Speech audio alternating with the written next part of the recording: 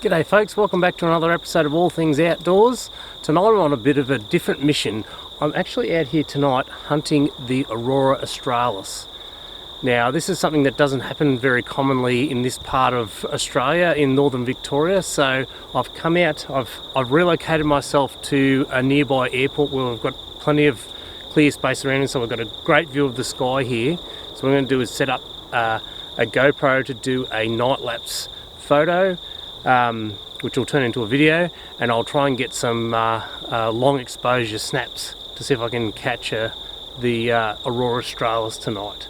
Now the alert covers the next few nights, so if I don't get it tonight I'll try and get it tomorrow night or the night after, so wish me luck. Paddling jacks, driving on the tracks, and so much more. Come along with All Things Outdoors.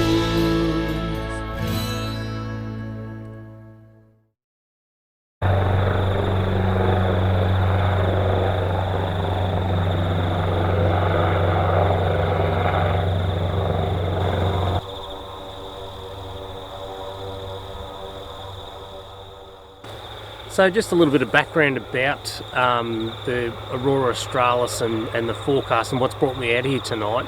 So there's a scale of between 0 and 9 on a scale called the KP scale that forecasts the strength of what an aurora is going to be. Now the forecast was for tonight was for 4 and above, which puts you sort of in the mid-range, especially for this area here in northern Victoria where we don't normally get to see auroras. So I thought I'd take a chance on the score of 4 and above and come out here, but I just checked it again and it says the activities are below 1 right now, so probably not going to see anything tonight, but it is quite a strong forecast for the next few days, so I'll come back again tomorrow night and try again.